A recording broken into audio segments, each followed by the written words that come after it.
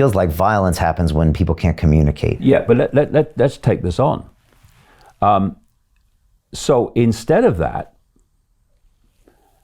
you have all the police demonized together and defund the police. In effect, abolish the police. But so when someone's breaking into your house or something nasty is happening to you, who are you going to call? Who are you going to call? There's going to be no one to call. So who is going to be dictating society then? The might is right. The mob, those with the guns or those with the muscle, are going to control society.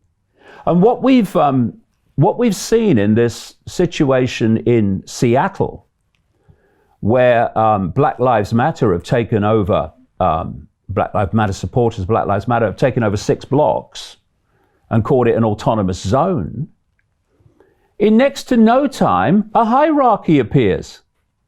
There's people who are calling themselves the police in that autonomous zone, going around with guns. And there's a kind of a leading figure, this rapper, what's his name, Raz Simone, with a gun on his back.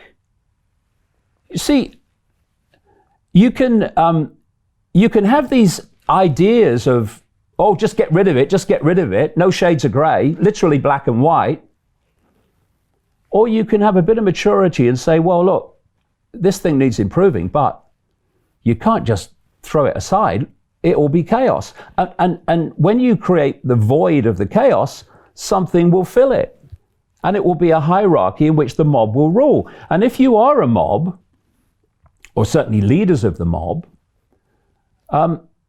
then what do you want to gain the kind of power that you want? You want rid of the police. And if we come back to Black Lives Matter,